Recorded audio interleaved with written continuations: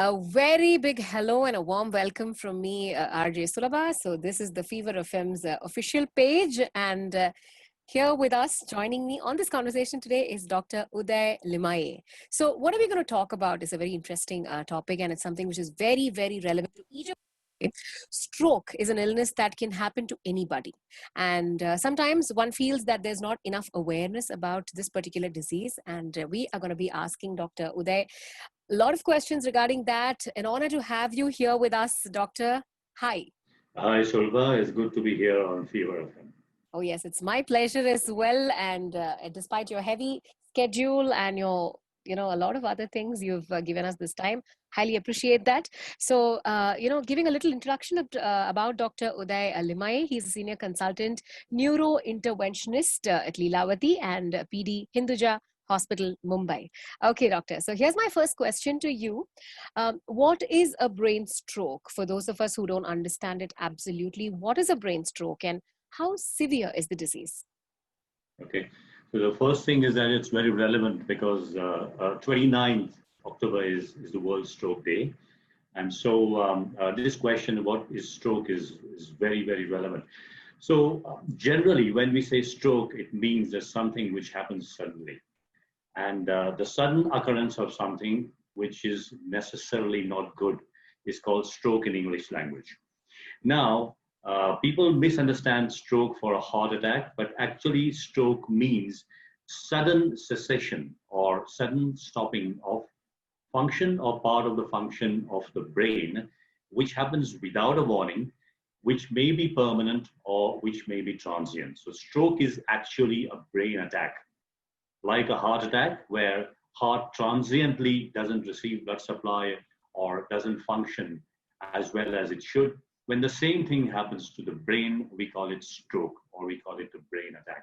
When you say it like that, it sounds more scary. It's like a brain attack.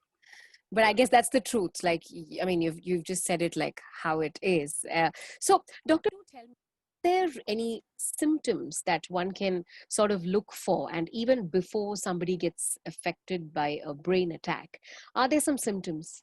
So, symptoms of stroke is like in general terms, everyone knows about paralysis. What is paralysis? Paralysis is the function of the body, any part of your body. It may be your hands, your legs, your speech, your eyes, or your consciousness. Any part of the body, when it stops to function, it leads to symptoms of stroke. So, simply speaking, rather than making it very technical and difficult, everything that your body does is actually controlled by brain. So when the brain is not functioning properly, everything that the body does can get affected and those can cause symptoms. In short, we should remember four things. Number one is that, because we want to make it simple, we always say fast, F-A-S-T, of which the F starts with face. So face, asymmetry of the face, a drooping of the face. That's the first symptom we should look for.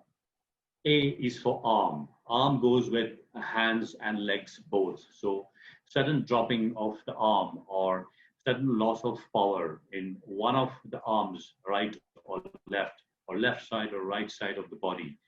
Weakness of one side of the body, that's the second symptom. Third is S. S is for speech. So sudden slurring of speech, sudden cessation means you cannot speak. I want to speak, but I can't speak. I don't understand you. Sudden confusion. So speech is the third. That's for the S.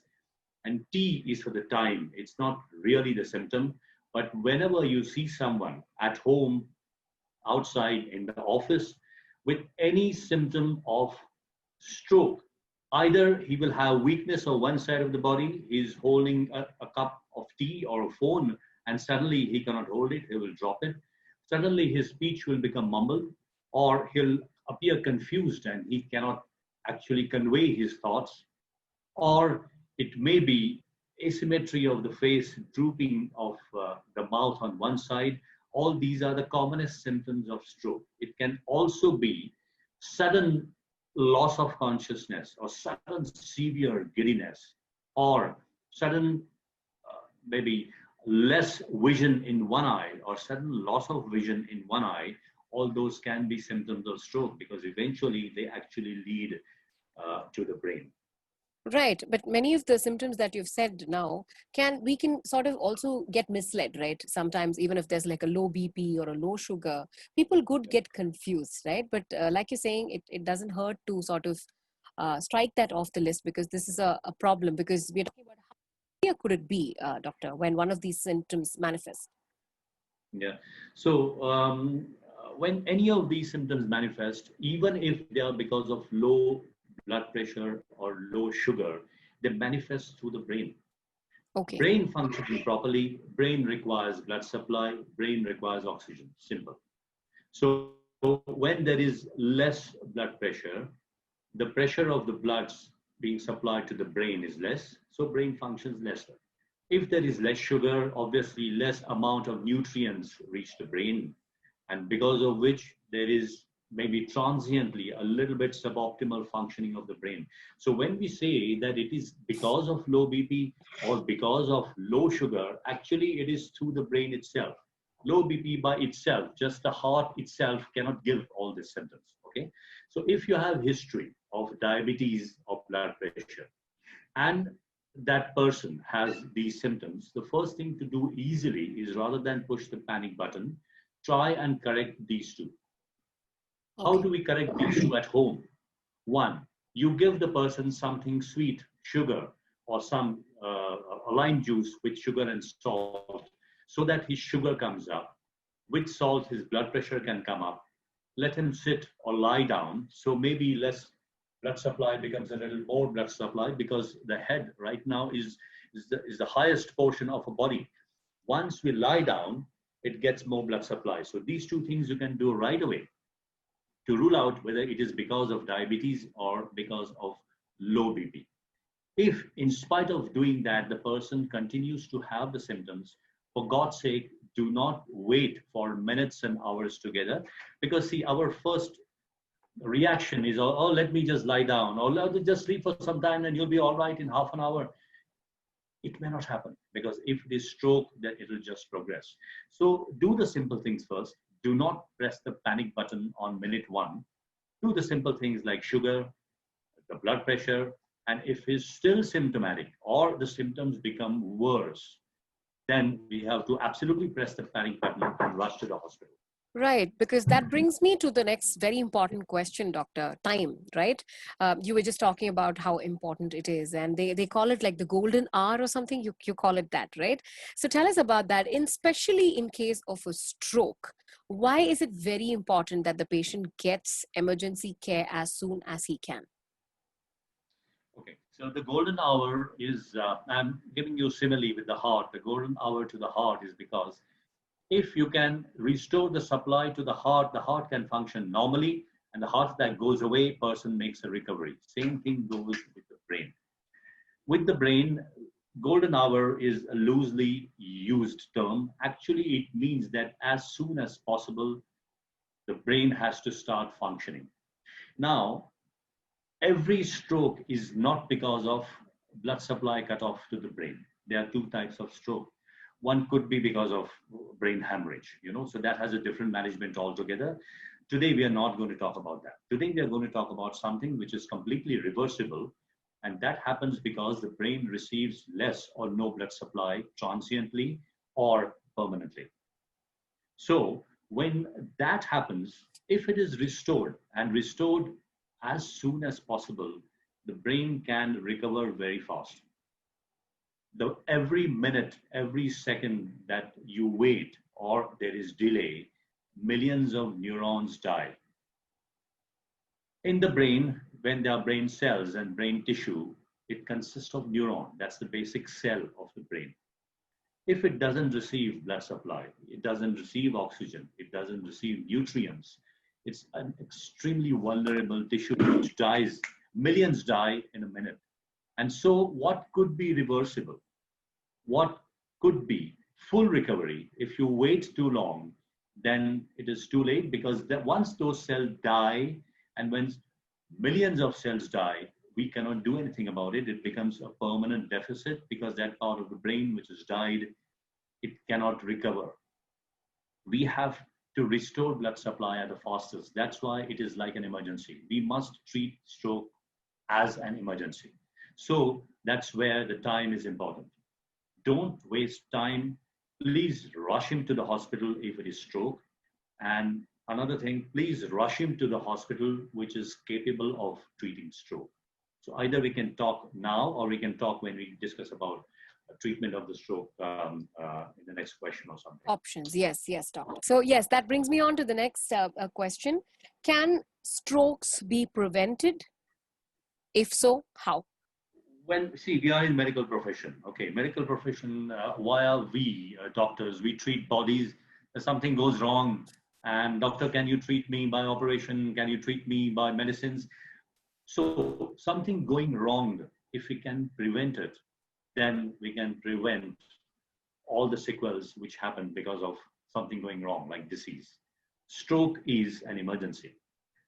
How? There are two ways of treating stroke. One thing is, if we can avoid getting a stroke, that's the best.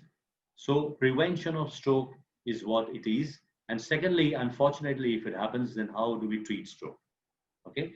So in prevention, we must know, to prevent stroke, there are certain factors which cause stroke or which cause cessation, loss of blood supply, plaques in the brain.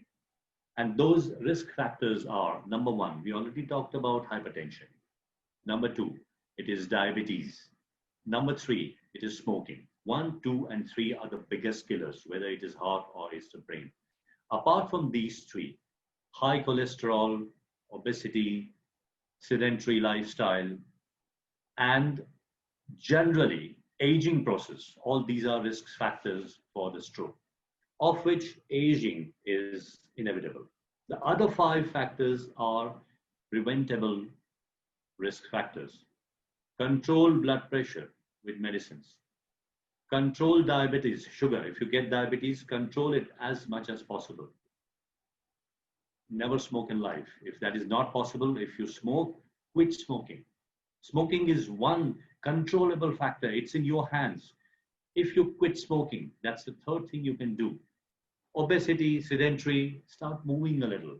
Walk, a little jog, a little cycling, very light exercise. You know, it goes a long way, because these are risk factors for a reason.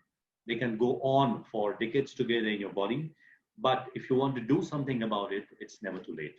That's how you prevent the stroke or the brain attacks. Right. So coming to the next part of your solution, you said you can either prevent it or you can treat it.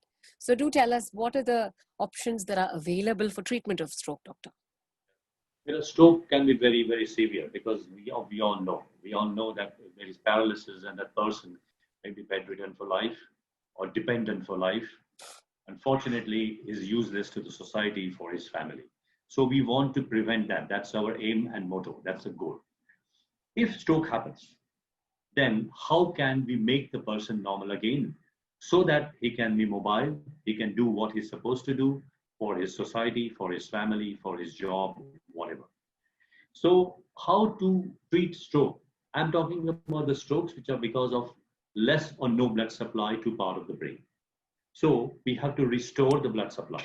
There are 2 ways of restoring. Number one, the blood supply is cut because there is a small little clot which forms inside a small blood vessel of the brain.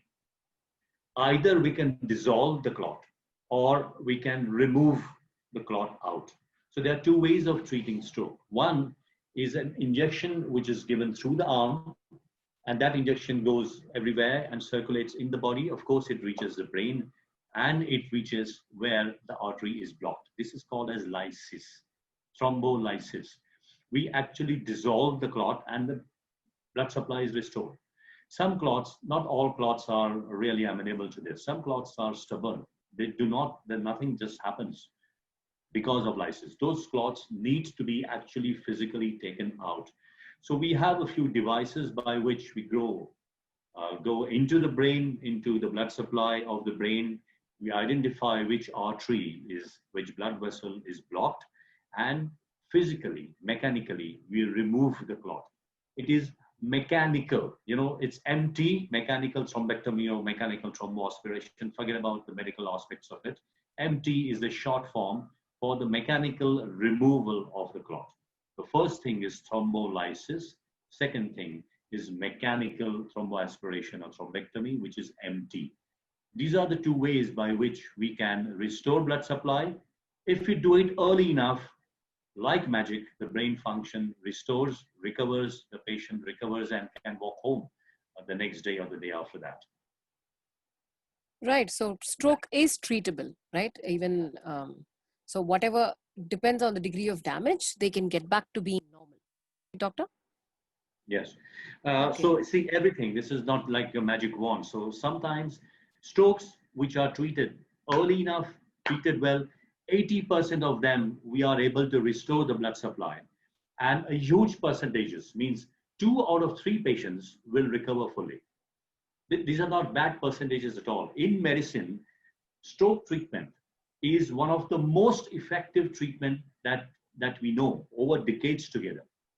Why? Is because once we restore the blood supply, and if we do it early enough, the brain is not damaged too much. The brain starts to function as if nothing has happened. And so 2 out of 3 stroke patients can do full recovery. 80% of blocked arteries can be actually open. So these are good percentages. It's a good treatment.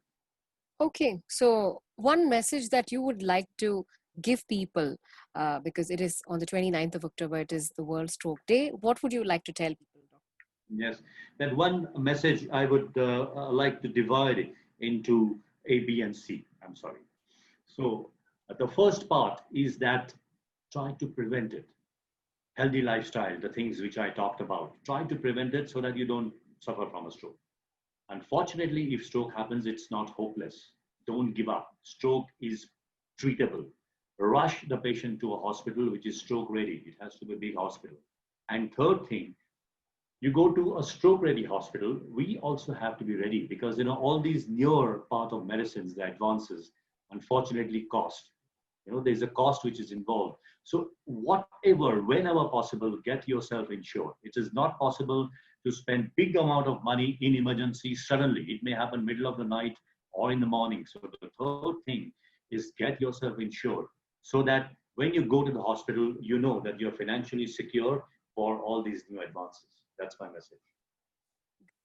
Thank you so much. I think that was very helpful, the way you spoke about fast, on how we have to look out for the symptoms, whether it's our face or the arms or slurring of speech.